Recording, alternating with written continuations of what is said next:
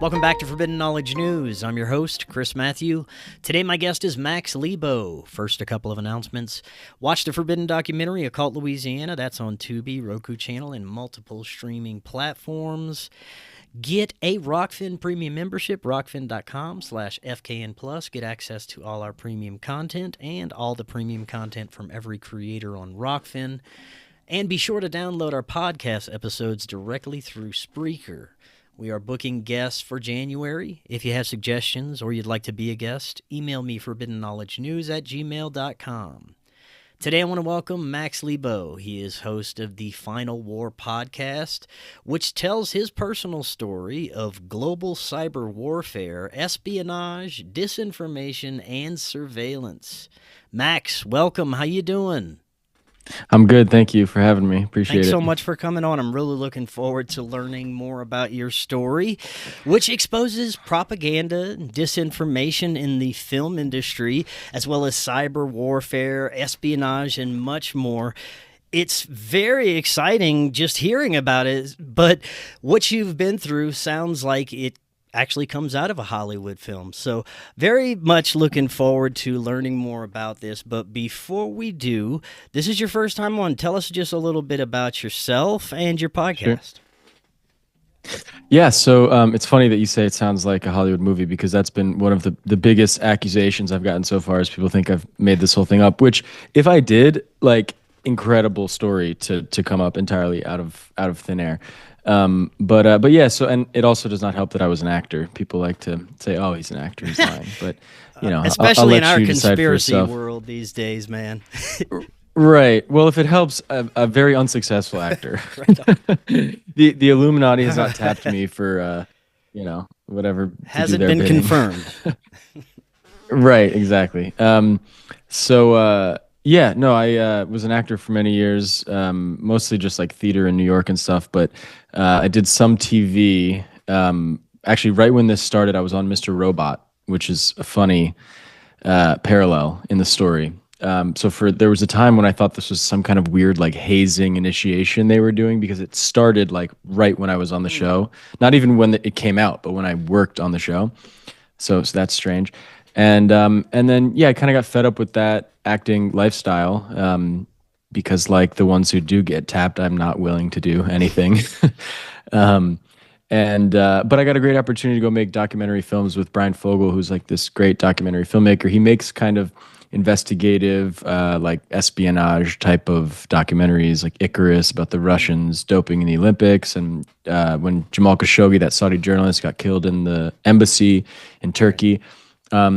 And he's dealt with this kind of stuff head on. So it was actually very fortuitous that I was working for him, because I got to make some good connections that helped me tell my story better. But yeah, so I was making documentaries, and this hack was going on and off throughout the entire time of living in New York, being an actor, and in LA. And then, yeah, once it boiled down, I just realized the most, I think, or the best medium, at least at this point, to tell it would be a podcast. Well, it is a very fast-growing medium. It's very popular right now. I think it's a great way to reach people, and I'm looking forward to getting as much of your story out as possible within an hour and a half. So take us through from the beginning as much as you can, but take your time. I don't want you to really skip over anything important. So where should we start with this? I think just day one, the first message I received, and also feel free, because there's a lot of things I'll say beg a lot of questions. Trust so me, feel free to jump in. Okay, cool. So yeah, literally first thing that happened was I just booked that role on Mr. Robot, and I was sitting on my couch, unemployed, and looking at Instagram, and I got a notification. It was a comment on a picture, and it read like a riddle, like a beautiful poem. It said, "Attention to you, Max Lebow. It is urgent to see that there is a pale, frail bird looking up at you from the perch. This is the new schism." Like, very strange, beautiful writing, but it also said, "Looking up at you from the perch on Havemeyer and South Fifth Streets," which is where I lived. And so, suspect. and I'm not like a tech guy, so I don't know what it takes to like dox someone or how often people are just doing this kind of thing, randomly commenting people's addresses on. So I was horrified from the beginning, even though, the rational mind is like, this is probably a joke, a friend messing with me, something. So I tried to kind of go down that path. Um, but I just couldn't imagine anyone in my life. And so uh, I know that a lot of people would probably ignore that kind of thing, but my mind would be lying awake at night wondering, is someone going to show up at my door? Like, what is the purpose of this? This has never happened to me. And as I kind of started exploring on Reddit and the shallow web, I guess, I could not find anything like this, especially as it unfolded. Because so I first thing I did was I messaged them. I just said, "Who are you?" Because it was clear to me that I had to figure this out. Um, and eventually I went to the local police. They didn't do anything. I reported it to Instagram. They didn't do anything. So it was clear that I was on my own. Um, and so I said, "Who are you?" They said, "G." I said, I've recorded on my podcast. We go through the scenes. I hired an actor and we play out the messages. So I've memorized a lot of them. And I said, "What do you want from me?" They said, "To comprehend." Comprehend what? And they're like the final, essentially like the final. There's like they're essentially saying there's this like shadowy final war going on. Like it sounded like the Matrix. That's how it felt. I was like, my whole life up until this point has been a lie. Like this is the beginning. You know what I mean? And but I kept trying to come back to like the rational. Let's just figure this out. But every time I tried to get a grip, they'd be like, "We see you sitting there on your green couch," or "You're on the seventh floor," or your GPS keeps altering. Like, why is that? And every time I would look at Google Maps in my old apartment, my location would jump around because there wasn't great cell service, and so it was very hard to stay rational. Because it was very clear that they were up my ass. But the strange thing was they said, "We wish you no harm." Like we're the good guys. I was like, "What do you mean the good guys? Like what is going on here?" And it was day 2 of talking to them that they said that they were, and this is on the line of unverified. What's verified is the hack, because I mean they ended up talking about, "You talked about this in therapy today. Tell us more about that." Or, "You had a conversation in the car with your dad 5 years ago about this specifically. What? Tell us more." Like, yeah, Damn. way before. So the hack, real. And unverified, let's say, is that they said they were dissidents of the Chinese military who were working on 5G, and upon discovering that it was this like evil tool for to conquer the soul of humanity or something, they Now, broke what year away, was this came again? to the U.S. This was oh yeah, good point. So this started March 6th of 2019. And actually, fun fact, one of the first messages they ever said to me, I think I again said like, "What do you want from me?" And they said, "Absolution from the growing pandemic." And they said it in March of 2019. Um, and I've written it off as like, okay, they're hackers. They're clearly using a translator. Maybe it's like, oh, a virus, pandemic. Yeah. And I try not to dig too deep into Interesting. that, but fun little Easter egg Yeah. there, yeah. Um, and so yeah, they're like, "We're these dissidents, and they were essentially like, we're fighting the good fight. Like we're fighting back against this system of control that's meant to be like the final war for the mind and the soul of humanity." And so on the one hand, I'm horrified and want nothing to do with this because they've clearly hacked the shit out of me and everything they're saying sounds insane. But then there's this other side of me that's like got a creative mind and is curious and probably thinks I'm smarter than I am. And so I was like, I got this. I was like, I can take a few more steps. Um, and but they just had such a like whoever they are, they're the smartest person I've ever talked to. They had such a grasp on like my psychology, my history. They knew that I took certain medications in certain years, like just stalking, spying. Like they were like, you wouldn't think it would be a regular guy. Like you'd think someone who's getting hacked to that extent is like you know, Jeff Bezos or Right, right, something. right. So it was like, it was hard to, and when I would tell people about it, they'd be like, it's just hard to, it doesn't fit into any like prescribed boxes that of like things that we know that happen, you know? Maybe if you're like, if you're pretty far out there and you understand like MK Ultra and like that kind of world, but even that is horrifying to, you know. I was on a show the other day and someone was like, you've kind of got like a John Wilkes Booth like profile. And I was like, oh my God. Um, uh, and it was right after Trump got shot Oh, too, jeez. and he was like maybe they were trying to get you to do it, and I was like, oh my God. So Yeah, yeah. narrowly avoided that.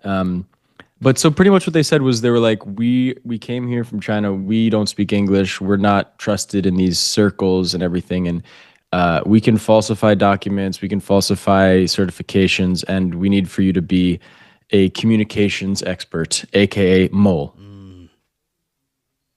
So, and again, this is all happening on Instagram, Yeah, right? yeah. So I'm sitting there like unemployed actor, like for all intents and purposes, normal guy, and I'm just like, okay, this is crazy. And then I'm like, but it's so interesting. And I'm like, no, but it's crazy. And they're like, then they'll say something else, like, remember when you had a conversation with your mom about wanting to drop out of college like 5 years ago? Like, very like, you know, not literally, but kind of schizophrenic existence. That's also something people like to say, is that I'm schizophrenic.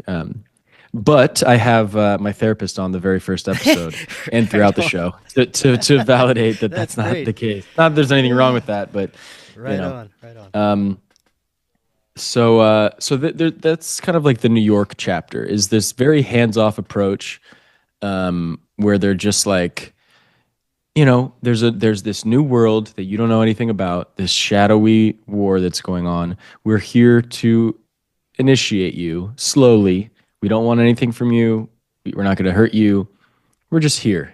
And um, maybe if you pass some tests, you can like meet with someone. And so I thought at the time it was as bad as it was going to get in terms of like losing my mind. You know, my relationship fell apart really because of this, because it's like, she was like, so someone's watching us? Like, I don't feel safe in our home anymore. Yeah, Like, you yeah. know, like, um, and I was like, fine, okay, I'll meet with this like person in public, whatever. Um, and they're like, okay, we're gonna test you first. So then I get a message from someone claiming to be a student who received an email from me saying I work with the Chinese government and we're hacking this random student, and that they need, and pretty soon after I get this message, I'm like, okay, this is the test. Um, because they came to me with all the things that I had told the hacker were my greatest fears. I was like, "You're actually PLA. You're not dissidents. Like, and you're gonna try to get me to do something crazy. You're just a scammer trying to steal money from me. Like, and this student came at me with all these things that I had said. So I was like, okay, this is them testing me. Um, and at that point, I got furious at them, and I was just like, fuck off. Like, this is, I don't want anything to do with any of this. I know you're the same person. They're like, okay, peace. And like 6 months go by, I get this job to go make documentaries in LA. And actually, in the meantime, they create a fake Instagram account in my name and had conversations with ex-girlfriends of mine, No shit. specifically ex-girlfriends. Yeah, like, and I have those screenshots, and we recreate those scenes on my show, where they're like, it's so funny reading them too, because they're like, I have recently bought a motorcycle and undertaken studies in 5G technology. Jesus. And like, and the girls are like, cool, like, what's that? You know, like, bless them, That's because I got fooled by the hacker too, but yeah, yeah. uh wild. And so yeah, like 6 months go by, and my life is, there's also kind of this through line of like purpose. Like, I was unemployed. You know, like, I was kind of unsatisfied in my life, and then this thing came along that was like, you're special, you know, like, there's a war here, and like, you can help. And it kind of like activated this like purpose in me that maybe like for previous generations like war has, Right you on. know, Yeah. where you're like, oh, I like have a purpose, you know, like, there's something I can do Yeah. besides just scroll my life away on Instagram. Um, and but then, so yeah, I got this job. It was a great job making documentaries in LA with this great filmmaker. And And for a while, I was like very satisfied. I didn't need anything else. Like it was a great life. And then COVID hit. I think I got there October of 2019. I had a few months before, the whispers of COVID, and then it hit, and all Hollywood dried up. Everything was there was no work to be done, and I was, because my boss was friends with this humanitarian Hollywood type guy who had this big COVID testing company in LA. We got offered to like help do comms, and this was in the beginning before anybody knew what was going on. I was like, because I'm kind of like a skeptic with most things, so in the beginning when no one was worried, I was really worried, but then when everyone was worried, I was like, but at this point I was like, oh, this is real shit, let's go. So we started helping this company, but 2 days after 6 months, 2 days before I get offered this job at this big COVID testing company, the hacker came back and they were like, hey, we're back. Watch how the river bends. Like, just wait. Something is gonna change, and we're back. Like 2 days after 6 months, 2 days before. And then when I get the job, they're like, yeah, of course we knew. They said like we were always working to like something like bend the river in your favor. And I was like, what the fuck does that? I was like, are they hacking these guys? Are they like what? And it was also a time when all of us were like, okay, the world is not what it's like. When COVID hit, we were all like, the world is not what we thought it was to a greater extent. Yeah, we were all turned upside down. And then add this on top. So I was more willing and more vulnerable, I think, at that point to go along with them. Were there any other strange circumstances around your hiring? Did any other red flags along the way?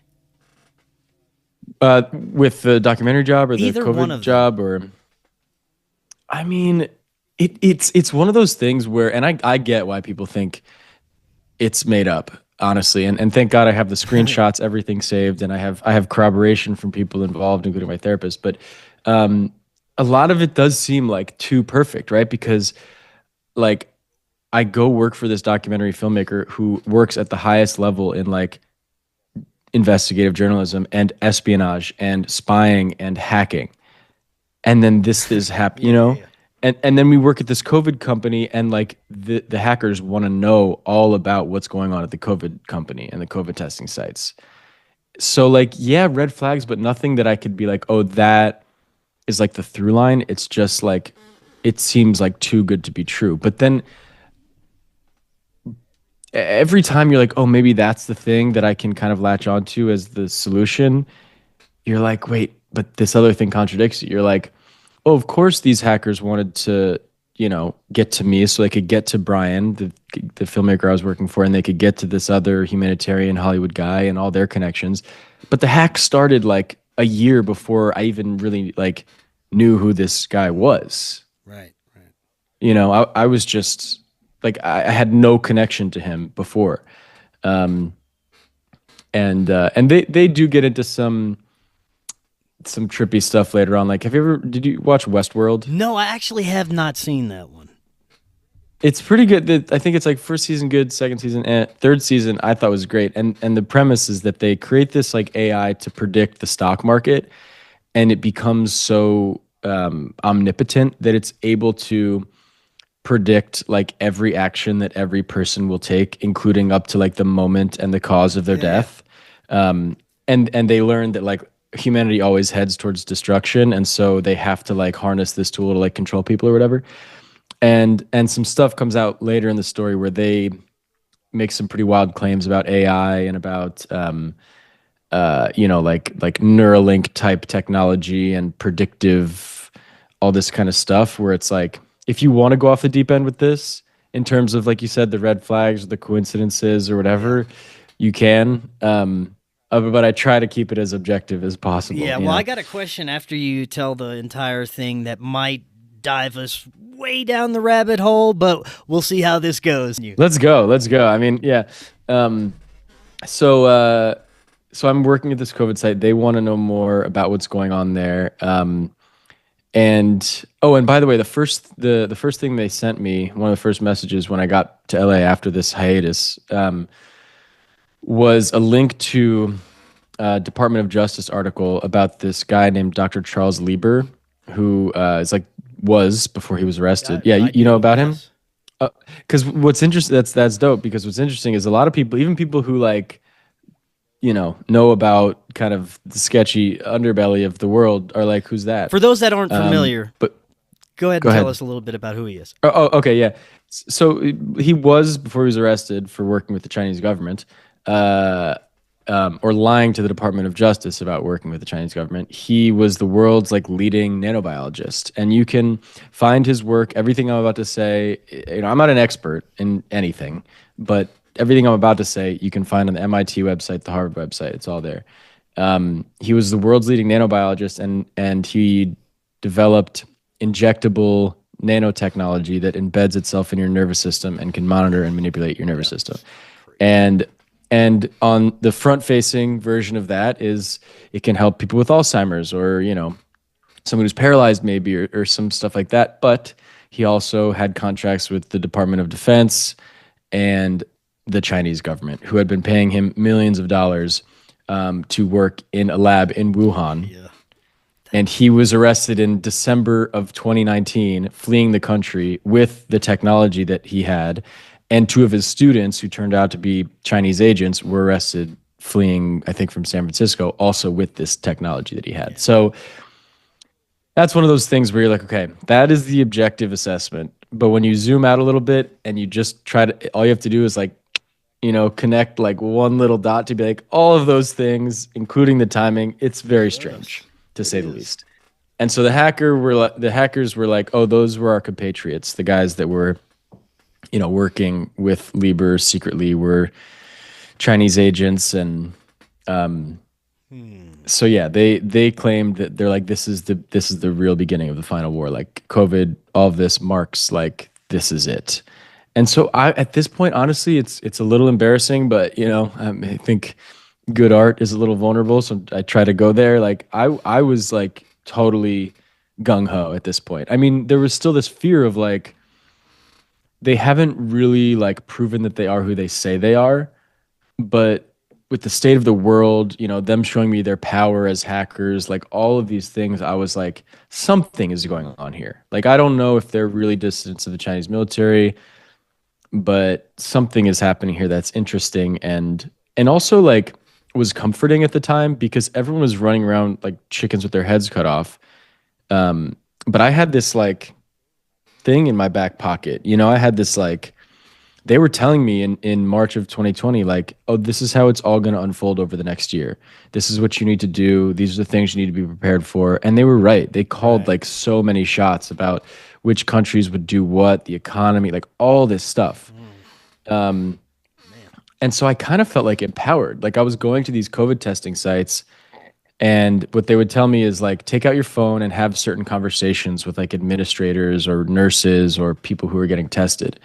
And at that point, so this is where the kind of double life began, because I very much was like certain something was going on here, and that like this was interesting and there was some juice here, but I was also like, I don't want to commit treason. Like I might be foolish. That's what I was just thinking. But I'm not foolish enough, to like become a patsy. Because the whole time they're like, no, man, like you're Siddhartha, like you're the lion, like buffing my ego. I was like, that's cool, thank you.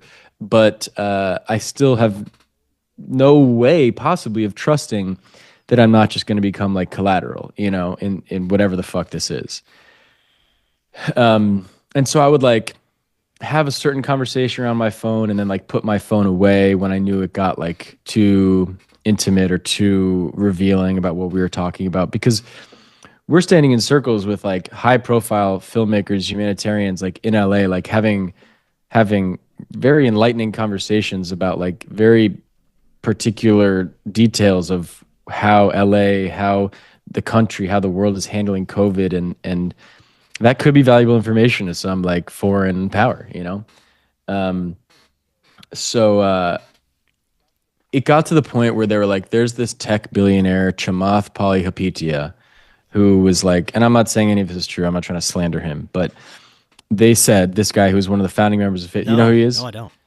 He's kind of he seems like a cool guy. He was one of the founding members of Facebook, but now he's like very publicly remorseful about like the effect that social media has had on our culture. And his whole perspective is like, there are people who get to push their worldview onto us, onto the world, because they have all the capital. And so he's like, I'm gonna get the capital. He's like a billionaire. He's like, I'm gonna get the capital and I'm gonna push my worldview. And he's very critical of like, you know, corporations and all this kind of stuff. And he sounds like he's got a good message. And he's even talked about the Rothschilds on like, I don't want to say the wrong news. I think it was like CNN or something. He like brought up or some major news network, and you don't ever hear anyone talking about the Rothschilds on the news. You know what I mean?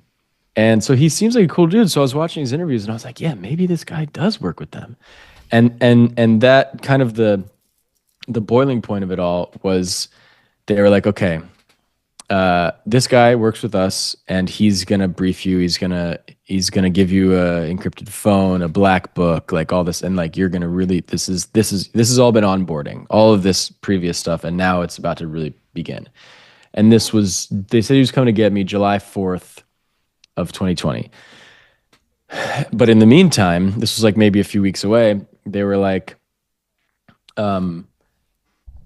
some weird things started to happen. So I had this crazy dream, like what's it called? Sleep paralysis type dream, where someone injected me with something and I like died in the dream. Or I like, as I died, I like woke up and I was sweating and my heart was, and so it kind of made me like fearful, certainly, and like skeptical of them, because I was just in a heightened state. You know what I mean? And they were like, oh, your dreams are getting hacked. And I was like, whoa. I was like a lot of things that they did and said, like, I wasn't like, okay, yes, I believe you 100%, but I was like, I don't want to be fucking hearing this shit right now. You know what I mean? We were already, all of us, on the brink during COVID, and then this, and I was just like, I started to get really skeptical of them and really just like, okay, there's too much crazy shit going on here with nothing really tangible. And then they started talking about thought hacking and like, and they really went off the deep end of just like, I'm not saying it's impossible. There was just an article that came out about 2 people being able to communicate in REM sleep for like the first time. Like I'm not foolish enough to think that there are certain technologies that we're not aware of, or the government's testing, or they've been available on the black budget for 10 years before. Like, so for example, the thing I hinted at before, they said that they were androids. They kept saying like, you humans and like human beings. And I was like, don't you mean us? And they were like, well, we are in possession of technology that's kind of like Neuralink, and it's been around for 10 years already. And it's essentially like having Siri in our minds, because the one of the strangest things about talking to them, which a friend of mine pointed out, he was like, how long are they taking to send messages? Is it a day? Is it a few hours? I was like, immediately. Like almost in the way that when you ask ChatGPT a question, it just starts typing. Yeah. Like they were, and not only just one word answers, like paragraphs and paragraphs and paragraphs. I'd be like, who's they? Who are the bad guys? And they would send me pages and pages and pages about, okay, it started with Genghis Khan and the Black Death in the, 15th, 16th, I don't know. And that led to the downfall of the monarchies in World War I in Europe, which then led to this consolidating of power around the financial sector that then rebuilt, and then it came to America, the Marshall, all this stuff, and like I said, whoever they are, they're the smartest person I've ever talked to. There was some days went by where we just talked and talked and talked like that, and electromagnetism and like all this crazy shit. And so then when they explained that, I was like, that kind of makes sense. Not that I'm fully buying it, but yeah, they were like, we have Siri in our brains. It's military technology that's been available, and now it's being introduced slowly to the public through Elon Musk or whatever. But yeah, that's what we are. And I know, right? Like, well, it's so insane. You're on the right show, bro, because I'm going to ask you some questions. You would be surprised at the connections that to your story to many others that I've interviewed. there's too many of these people that are experiencing things like this for it to be just some kind of fluke. Well, I wonder, the ending is maybe a little disappointing. I think very Well, it interesting, but depends. not We'll necessarily see like how it put a bow on compares it. to other things that I've heard. Yeah. Okay. Yeah, because there are a lot of people that have messaged me, like, all love and respect to them, but there hasn't been a lot of like proof. Because I know about like targeted individuals, I know about all that, and that's a fucked up experience to have for sure. And a lot of people have compared, but the one difference is that like I have these messages saved with the metadata of like this Right, happened, right. and I'm not saying the targeted individual stuff doesn't happen, but um, there's a difference. And so I'm curious about your story. So I'll finish up. Um, Pretty much I was dating this girl at the time, and I wasn't telling anyone. I was miserable. I was losing my mind. I couldn't sleep. I thought people were hacking my thoughts and my dreams, and with no tangible effect. And July 4th came and went. And I was like, where the fuck is this guy? Like, if this guy doesn't come get me, like, we're done. Like, this is bullshit. And they're like, he just needs a little more time. So I was like, this is fucking bullshit, man. They're just leading me on, you know? And this is just some troll. But then I'm like, but why would they be talking to me for 2 years, getting nothing out of me just to watch me squirm? But then it wasn't adding up. And so pretty much I told them to fuck off, and they did. They said, we'll shake hands on the battlefield and see that we are all who we say we are. Right. So they left me with this like haunting threat. And so, and and they had left and come back before, so I was like, that's a promise. So when I was like, okay, and the whole time I'd been writing a screenplay about it, because that's how I process things. Like, when something fucked up happens to me, I just start writing about it. And so I'd been writing this story, and I was talking to a friend about it, and we were reading the messages, and then we were having conversations, and we were like, oh, this is like a good format for a podcast. So we started making a podcast, and someone that I worked with was like, you need someone in law enforcement to be able to like corroborate this story or to comment on it based on their experience. And so I cold called the FBI, like 1-800 FBI, which is funny because I spent like most of my life being like, fuck the system, and like I don't trust anybody, and I still don't. But the idea that I would ever reach out to the FBI willingly was laughable. But my thought was, okay, these guys are clearly still watching me, the hackers. And if I have like one move to make, it's that if I call the FBI, it'll help with my podcast, one, and two, the hackers have to see that and know that like now the juice is no longer worth the squeeze with me. To keep watching me if the FBI is also watching me is like too risky. There's no point. So I called them. This was Thanksgiving of 2020, and some lady on the phone said, okay, I told her my whole story. She said, someone will call you in the new year or never. 2 days later, they're at my house. Two guys in suits, front door, little bungalow in Venice, California, knocking on the gate. Very out of place, these guys. And they came in, and I was like, for the period of time that I fancied myself like a secret agent, I was like, no, I am not that guy. I was like shaking in my boots. I told them everything. What did they I look was like? like, Were you able to describe? well, yeah, yeah, sure. So two guys in suits. One was like very clearly the good cop, and one was very clearly the bad cop. The good cop was like a little shorter.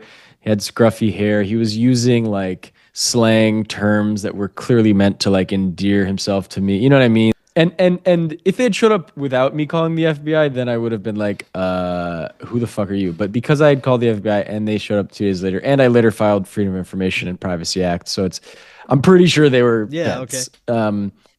And then the other guy was like the bad cop. He was big, he was huge, and he was scary, and he barely spoke. And looking at him in the eye sent a fucking shiver down my spine. Like, I don't necessarily believe in lizard people, but if I ever have met one, it was this fucking guy. There was like a fog came over the room when this guy walked in. It was super spooky. And so they chatted for a bit, and then I was like, just look at the messages. And I was like, are you guys recording this? And they're like, no. Are you? And I was like, no, which is relevant later. So they read all the messages. I was like, guys, am I going to jail? Like, that's all I want to know. And they're like, let's just say it's a good thing you brought this to us and not the other way around. implying that that might not be the case if they came to me. So, and I was like, okay, so like, what is this? What do you think this is? And they're like, we don't think they're dissidents. We think this is actually the Chinese military.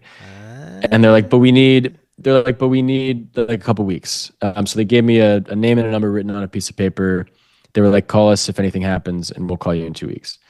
And actually, as they were walking out too, I said, I kind of got my confidence back a little bit, and I made a joke. I was like, so you guys are like watching me now, right? And they're like, there was a silence. I looked to the bad cop, and he just looked at me with the creepiest like grin, dead eye, it again, it sent a shiver down my spine. And then the good cop was like, broke the silence, and he was like, no, of course not. You're an American citizen. We can't watch you. You have rights. And I was like, that's not very comforting. And so 2 weeks go by. I think I called them once or twice being like, you promise I'm not going to jail? And they're like it's just so funny going from I'm like, I'm 007 to being like, I'm just a guy that doesn't want to go to jail. Calls me 2 weeks later. He says, the good news is you don't ever have to worry about these fuckers ever messing with you again. And the bad news is we can't tell you anything about it.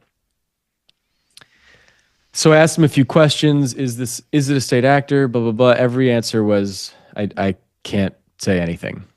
But then I asked him, I said, if this was a state actor, and would you tell me the truth about what happened in exchange for using my podcast as propaganda? Like, that's how far to the other end of the spectrum I went. I went from like fighting for the final war against the man to being like, I will do anything if you just tell me what actually happened.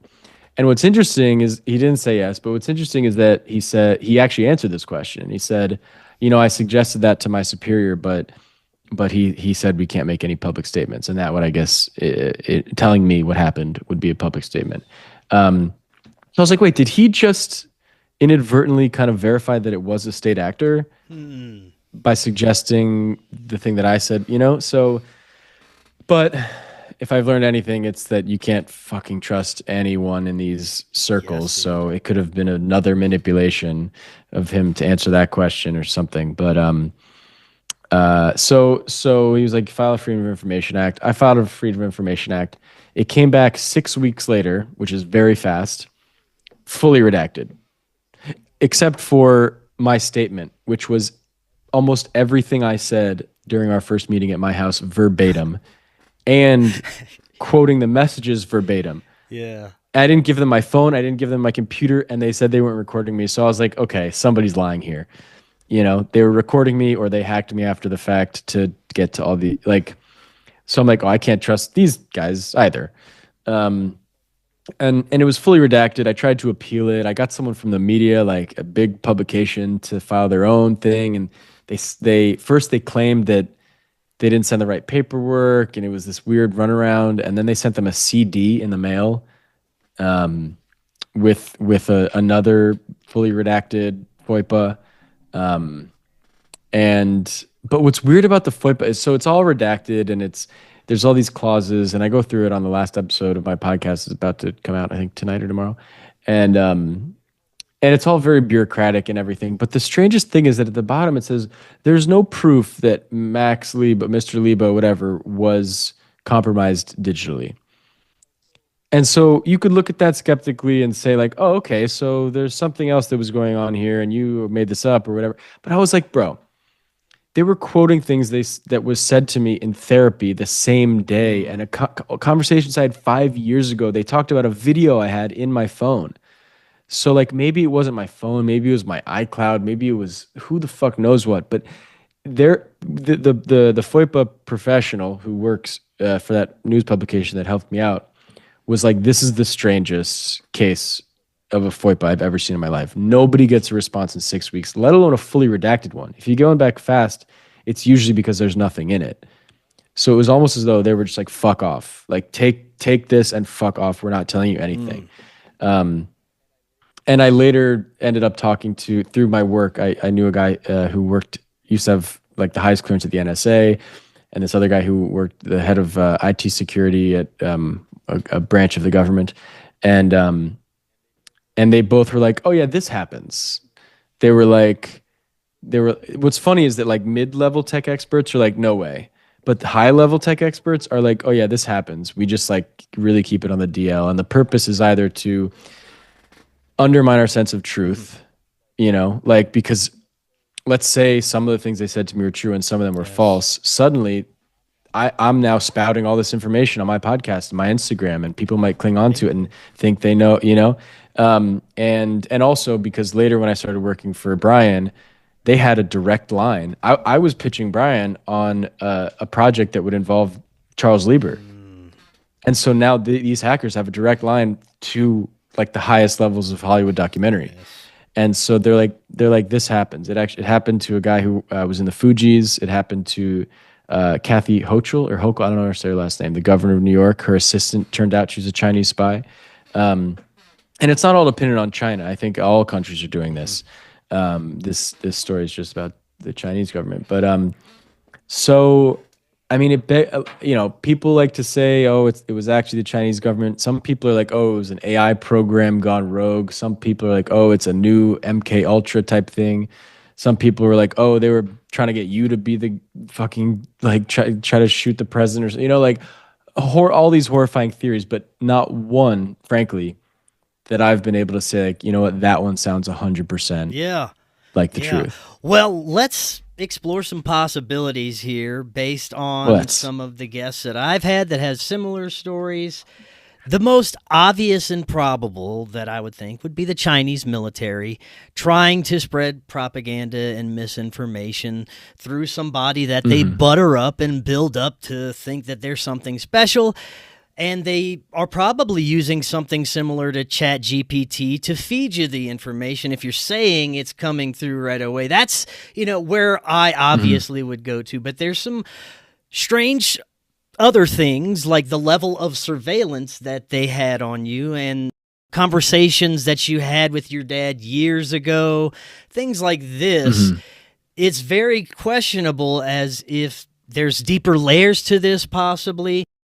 Some of the other people who have gone through this have maybe some similarities in their own lives and stories, starting with, this is going to be a weird one.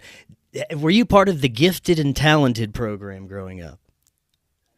I don't think so. I was sent to a therapeutic boarding school for bad kids with good test scores. So something like that, maybe. Okay. I don't know. Second one, close family members, people that are close to your family that are high-level military or intelligence. Well, on my mom's side, my family has been in the Navy since 1622 in the U.S. My mom is not, and she only has one sibling who is now retired but I don't think intelligence. They were fighter pilots. So now, I don't know. A lot of the people that have had similar stories, some of them are pretty believable in a sense that this could happen in reality, and some of them go off the deep end, outer space battles with aliens, MK Ultra, like you were saying. But I think there may be some kind of connection between a lot of these things because of the level of psychological warfare that we're immersed in. And like you mentioned, they probably have technology that we're not aware of that's probably ahead of what we have access to. And there has been a huge infiltration into the quote-unquote truther community, the conspiracy realms. Why wouldn't they be using advanced ChatGPT type technologies, AI technologies, to come up with these fantastic narratives and stories that pull from real information that's out there somewhere and use it to get people to think certain things, do certain things? And when you said the dream hacking thing, you wouldn't believe how many people claim to have had this happen to them. Some of them believe that they have been either drugged or programmed somehow to believe that they are going off planet or having these out-of-body experiences. And some go as far as to believe that they're programmed assassins, that they have these altered personalities based on a lifetime of interaction by these secret clandestine groups. But it doesn't sound like before this you had any of that. But I'm wondering if there is some aspects to this that may be true that play along or play into what we're experiencing now with the psychological warfare and everything that we've just experienced with COVID, the turmoil, the online propaganda from all sides. Could it be that they are using people to carry out these clandestine missions, but they are just regular people that they are surveying somehow? Well, yeah, I mean, as you were saying that, I get this like horrifying shiver up my spine, in the same way that I did when I first got the message of just like, oh my God, what if it's all been a lie? But thanks to this experience, actually, I've been able to kind of just roll with that feeling, and if any of that is true, there's not much I can do about it right now. You know, here we are having this conversation. I can't. There's nothing that can be done. So that helps me calm down. But to the point that I was on that other show and the guy was like, "Oh, you're kind of like a Lee Harvey Oswald." To that point, there are some highlighters, I guess, in my profile that are relevant. So I studied theater in Russia for 3 months in college. Let's just say you're looking at me from the outside, right? I lived in Russia for 3 months. I've also happened to have been to Cuba because of like a college course that I did. Um, at that point, I had been sober. I got sober, and it was like 10 months of sobriety. And so that's a vulnerable time in one's life. And also, I had, done a fair amount of drugs, and so my mind was scattered at the time. A little bit less so maybe when this started because it had been like 10 months. Also, the town that I'm from is a strange place. It's the headquarters of BlackRock. Oh, really? And that's one fun thing I like to see in the comments. People say I'm a BlackRock plant. Love that one. It's funny too because I said this on my show recently.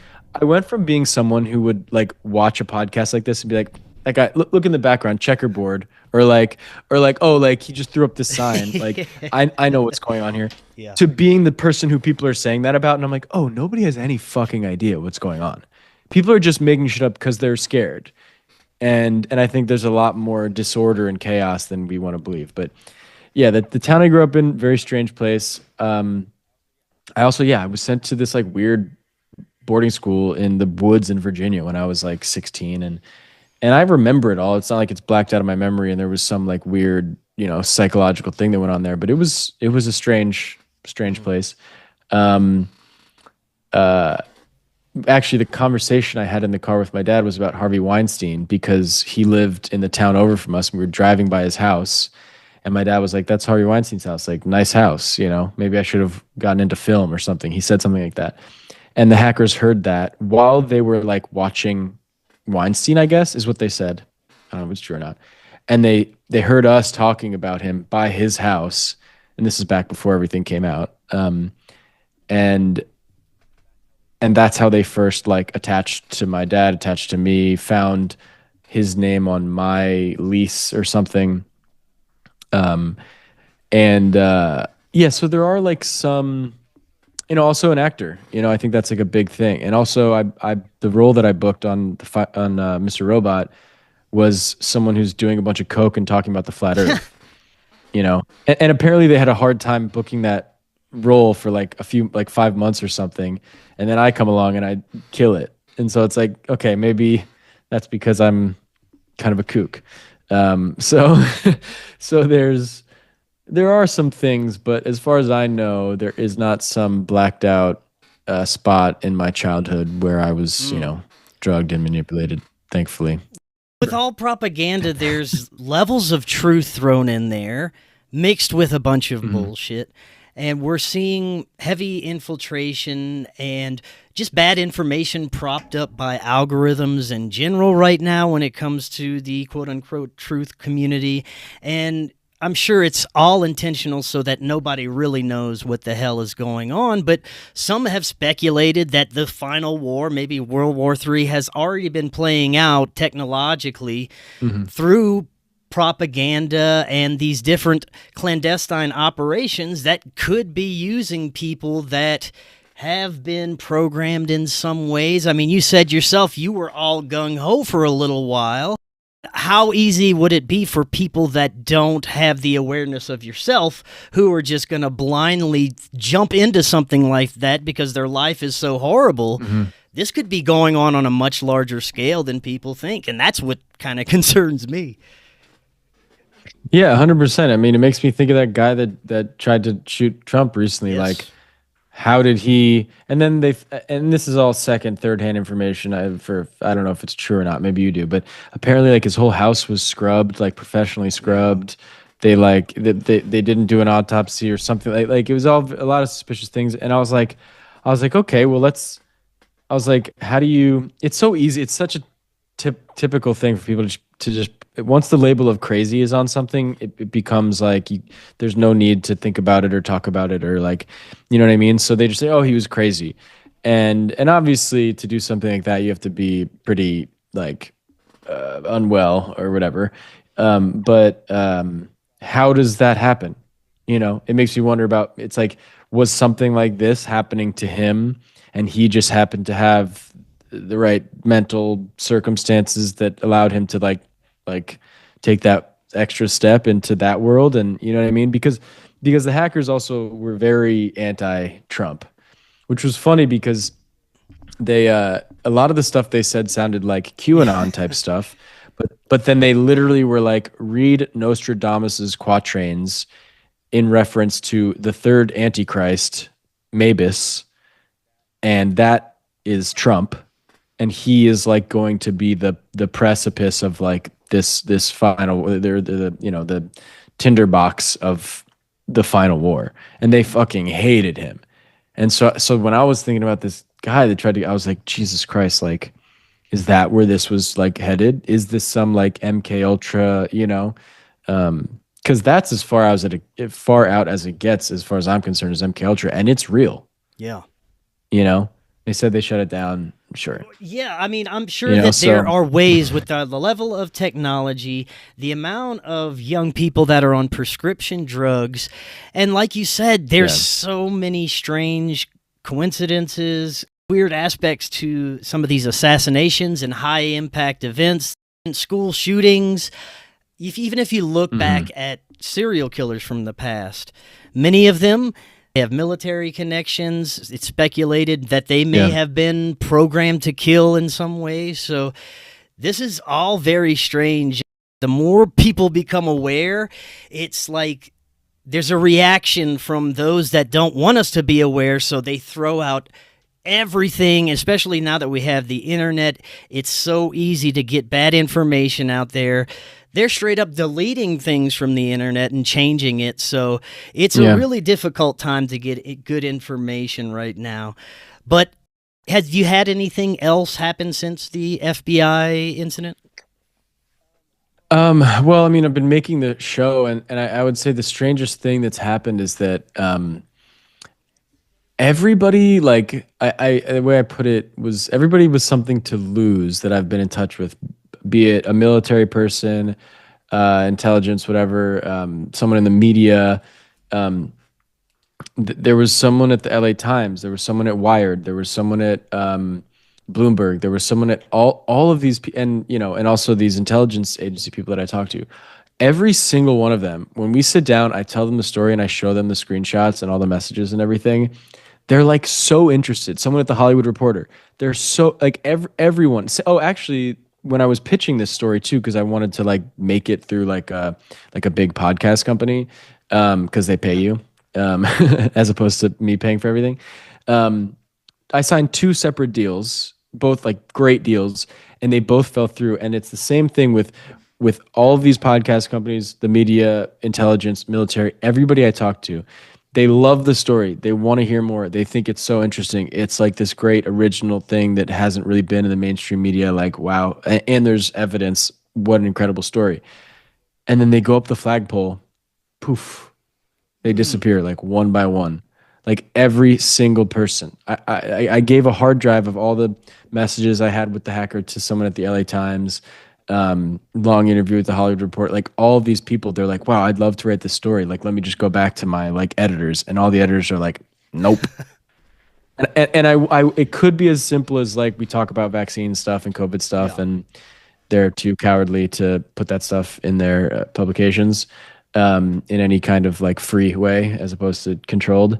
Um, but that's been the strangest thing is that, and I've had to bootstrap this whole fucking thing. And it's funny too. People say, oh, this his podcast was produced by Evergreen Creative and Circleback Entertainment Group. Like these weird, what are they about? I literally created Evergreen Creative like 3 weeks ago. And Circleback is the guy who edits the podcast, and his like he makes comedy podcasts and stuff. But so yeah, we had to really put this whole thing together because it's been, despite the fact that it's an original story that people want to hear, and it's like it's been such an uphill battle because it seems like there's suppression around stuff like Yeah, this. it makes you wonder how much information out there that's being presented from a whistleblower or confidential source that is just propaganda or bullshit. And conspiracies are huge right now, especially since the events of 2020, and people are questioning everything, and they've gone wild. But there's so much bullshit out there, it's so difficult to sift through. There's a couple of other things that people with Please Go ahead. No, yeah, go ahead. I'm Yeah, curious. there's a couple other things that on the list that people have experienced similar things. Have you ever had any paranormal or like UFO type experiences? Yeah, nothing like abduction or anything like that. But before the therapeutic boarding school, I was in a therapeutic wilderness program, which some people, when I bring that up, they've heard of someone who like, I was in high school and I had this one friend who just like disappeared. Shit. You get like taken out into the middle of the woods. It's supposed to be like an intervention, whatever, but and we saw a lot of UFOs when we were out there. And then actually I was in New York when I was in rehab, when I actually got sober, and I was walking back to the dorm or whatever, and in Brooklyn, and I just like looked over the city, and there was just like bright green light. Like it wasn't blinking, it wasn't moving, it was just a bright green light. And I just looked at it, and I did a double take, and the second time I looked back, I still saw it, and then it just disappeared. And then I just like went inside. So I'm not closed off to really anything. Everything is possible, I think. But yeah, I haven't been like abducted or anything like that. Right on. Now, many of the people also claim that there are individuals or an individual in their lives that becomes very close with them, sort of like a handler that helps them, steers them in a certain direction, maybe gets them certain opportunities. Would you say there was anyone in your life similar to that?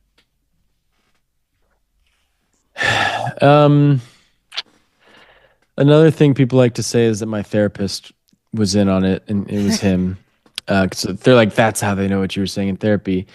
And I find that hard to believe. I guess it's possible, but I've known him for 7 years, on and off. We've talked, and he never really like pushes me to do or not do anything. He's a good therapist. He's just kind of like, so I would be shocked, but maybe he would laugh. Honestly, it seems like they probably found you through your work with Mr. Robot and thought that you, for whatever reason, would be receptive to the praise and the information. Yeah, and actor. It's fair. Yeah, so that Yeah. being the most likely explanation, but it's super fun to explore all of this, and that is a crazy story. So what's next for you? Going to continue with the podcast? Got any other plans for this? Yeah, so the last episode of the first season is coming out, I think, tonight or tomorrow.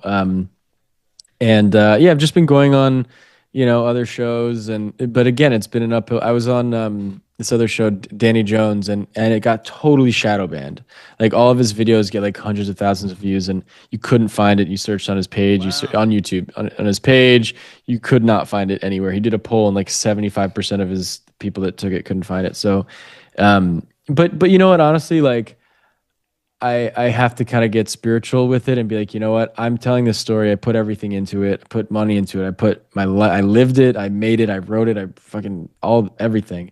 And so I'm hoping that by coming on shows like yours and just like the right shows with the right audiences, that people who care about this stuff and you know, are willing to have an open mind are going to listen to it. And there's already kind of like a little diehard audience of like, this episode that's coming out tonight or tomorrow is late, and they're like, where's the episode? So it's nice just to know that even like one or two people are like are interested. And then hopefully, I mean, maybe you've got something. I'd love to make a second season.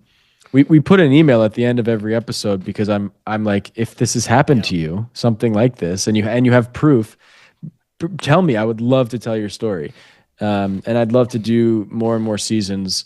The unfortunate part is that a lot of people have had experiences, whatever, that's similar to this, however you want to put that, but they don't have like the proof, and that's nothing bad against them, but you know, in order to tell a story like this and have some people maybe believe you. Yeah, that's a really good job. We really appreciate you having the proof to back that up. Yeah. And yeah, like you said, if anyone has had similar experiences, please reach out.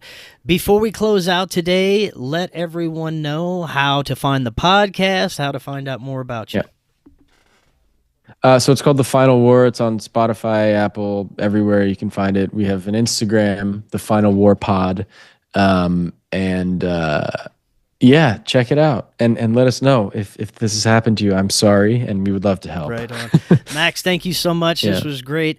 I'd Thanks, love to man. get some updates in the future. Maybe they might contact you again. Who knows? Part of me wants them to, part of me doesn't, but I will let you know for sure. Right on. Well, thank you again, Max. And until next time, everyone, Thanks, have a man. wonderful evening. We'll talk again tomorrow. See y'all then. We live in an incredible age of information. More and more, we're discovering that we've been lied to and misled about much of our human history. Cory Hughes is providing profound revelations about World War I, World War II, the JFK assassination, Martin Luther King's assassination, and much, much more on his new Substack, Bloody History. Subscribe now for as little as $5 monthly.